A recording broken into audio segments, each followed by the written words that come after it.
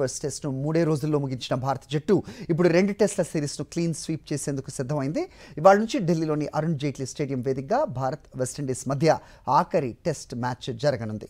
ప్రత్యర్థి కంటే ఎన్నో రెట్లు మెరుగ్గా ఉన్న భారత్ తొలి టెస్ట్లో ఆడిన జట్టులో మార్పులు లేకుండానే బరిలోకి దిగనుంది. ఐసీసీ వరల్డ్ టెస్ట్ ఛాంపియన్షిప్ 2025-27 సైకిల్లో పాయింట్స్ను పెంచుకునేందుకు భారత్కు ఇది సదవకాశం.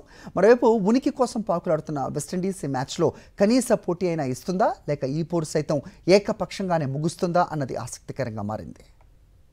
ఫస్ట్ టెస్ట్ను 3 రోజుల్లో ముగించిన భారత జట్టు ఇప్పుడు 2 టెస్ట్ల సిరీస్ను క్లీన్ స్వీప్ చేసేందుకు సిద్ధమైంది. ఇవాళ నుంచి ఢిల్లీలోని అరుణ్ జైట్లీ స్టేడియం వేదికగా భారత్ వెస్టిండీస్ మధ్య ఆఖరి టెస్ట్ మ్యాచ్ జరగనుంది.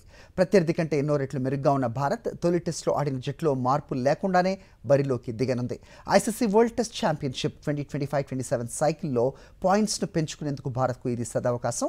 మరోవైపు ఉనికి కోసం పాకులాడుతున్న వెస్టిండీస్ ఈ మ్యాచ్లో కనీస పోటీ అయినా ఇస్తుందా లేక ఈ పోరు సైతం ఏకపక్షంగానే ముగుస్తుందా అన్నది ఆసక్తికరంగా మారింది.